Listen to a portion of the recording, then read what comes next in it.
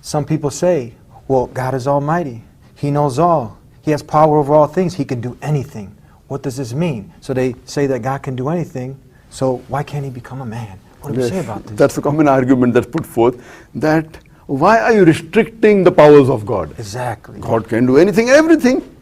So why are you restricting the powers of Almighty God?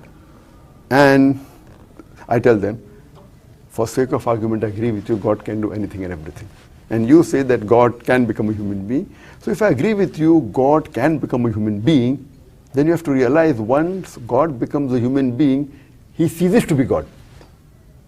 You say God can become a human, I have no problem, but he ceases to be God. You cannot say there's a God-man. If you say there's a God-man, God who has become man and has the power of God, it doesn't make sense. Why? Because by definition, God is immortal.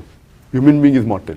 You can either have an immortal person or a mortal person. You can have a person who's immortal and mortal at the same time. It is meaningless. Doesn't make sense. Doesn't make sense. Almighty God has no beginning. Human beings have a beginning. You can't have a person who has no beginning and has a beginning at the same time. It's meaningless. Almighty God has got no end. Human beings have an end. You can't have a person who has no end and has an end at the same time. It's meaningless. It's like telling I saw a tall short man. You either have a tall man or a short man. It is absolutely, you cannot use a word like in tall short. Yeah. You either have a tall man, short man, or a medium man. You can't have a tall short man, you can't have a fat thin man. So similarly, you can't have a God man.